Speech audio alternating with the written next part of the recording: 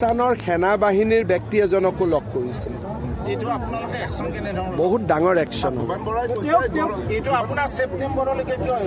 কাৰণ মোক কাগজবিলাকতো আহিব লাগিব না। পাকিস্তানৰ পৰা আহিব লাগিব, পাকিস্তানৰ পৰা আহিব লাগিব, ইংলেণ্ডৰ পৰা আহিব লাগিব।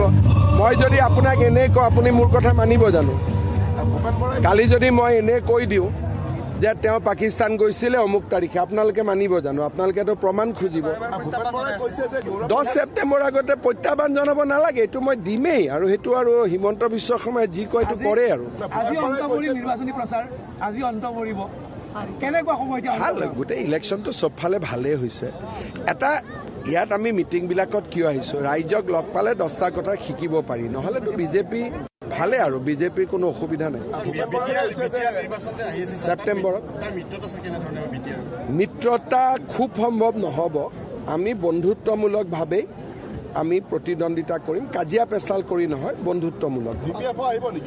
চাওক, মইতো এটাই কথা কৈছোঁ যে আমি সকলোৰে লগত ভাল পৰামৰ্শ ৰাখি চলোঁ, কিন্তু NDAত UPPL আছে, NDAত BPF নাই। মোৰ ওপৰত আৰু কি গোচৰ থাকিব? আৰু এইটো আৰু নিজে নিজৰ নাক কাটি সতিনী যাত্ৰা বুলি কয় নহয়। মোৰ ওপৰত গোচৰ তৰিলে 10টা গোচৰ তেওঁলোকৰ ওপৰতহে হ'ব, কাৰণ মইতো একো বেয়া কাম কৰা নাই। অসমৰ মহিলাই মোক ভাল পায় নে বেয়া পায় আপোনালোকে জানেই। চাওক, এইটোৰ ওপৰত বহুত ডাঙৰ একশ্যন হ'ব। যদি আমিনুল ইছলামক আমি জেলত থ'ব পাৰোঁ, ইটো খালি পাকিস্তান ভাল বুলিহে কৈছিল। যোনে পাকিস্তান গৈ আহিলে তাৰ ওপৰত আৰু কিমান ডাঙৰ একশ্যন হ'ব পাৰে? নাই, এতিয়ালৈকেতো এজনে নাই। মই কলা পতাকা তলা পতাকাৰ কথা নকওঁ, একশ্যনটো মই নিজেই ল'ম। কংগ্ৰেছে পঞ্চায়ত নিৰ্বাচন প্ৰথমে পাতিছিল কাৰণে কংগ্ৰেছক ভোট দিব লাগে বুলি কৈছে কালি। এইটো প্ৰথমেতো ভাৰতখন স্বাধীনো কংগ্ৰেছে কৰিছিল, কিন্তু তেতিয়া গান্ধী আছিলে, তেতিয়াতো লুঙি নাছিলে। কথাটো ক'লো নহয়, প্ৰথম সকলো কাম কংগ্ৰেছেই কৰিছিল। মহাত্মা গান্ধী আছিলে, গোপীনাথ বৰদলৈ আছিলে, সকলো ভাল কাম পঞ্চায়ত, দেশ স্বাধীন কৰা সকলোতো কংগ্ৰেছেই কৰিছিল, কিন্তু তেতিয়া লুঙিটো নাছিল না।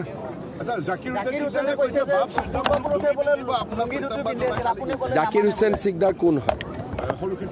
মইতো নামেই শুনা নাই।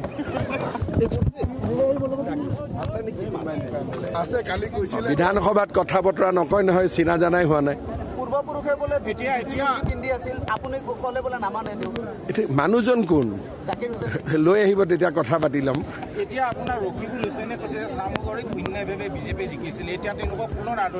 আৰে জিকিলছিলতো, জিকাটোতো হৈ গ'ল, গতিকে পিছৰ কথাটো 26ত দেখা যাব।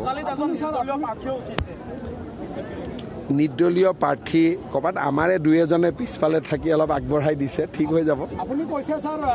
সেইবিলাক থাকে নহয়, কোনে টিকট পাব কোনে টিকট নাপায়, দুই এজন আমাৰ মানুহে কৰি দিছে, ঠিক হৈ যাব। অসমত থকাখিনিক আমি দিম। 10 ছেপ্টেম্বৰ মই ডেট দিছোঁ নহয়। প্ৰথমটো কাৰণ তেওঁক ভাল পাওঁ, অসমত পেপাৰ টেপাৰ আছেতো, গতিকে অলপমান প্ৰমাণখিনি ষ্ট্ৰং দিব লাগিব।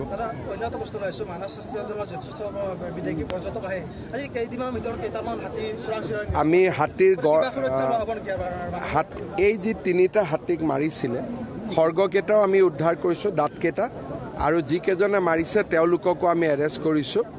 আৰু এতিয়া যিটো এণ্টি ৰাইনো আমাৰ পচিং ইউনিট আছিল, সেইটো আমি ৰাইনোৰ লগত তাত এলিফেণ্টটো সোমাই দিম, যাতে আমি হাতী মৰাটো বন্ধ কৰিব পাৰোঁ। আপুনি বহুত আঁচনি ল'লে, আপোনাৰ যি মৰমৰ ভাগিন শিশুসকলৰ কাৰণে কিবা নতুন আঁচনি ভাবিব নেকি? মাক বাপেকক দিলেতো শিশুসকলেই পালে, মেট্ৰিকৰ ল'ৰা কলেজত দিয়া। কিবা আপোনাৰ আইডিয়া আছে যদি দিব মোক।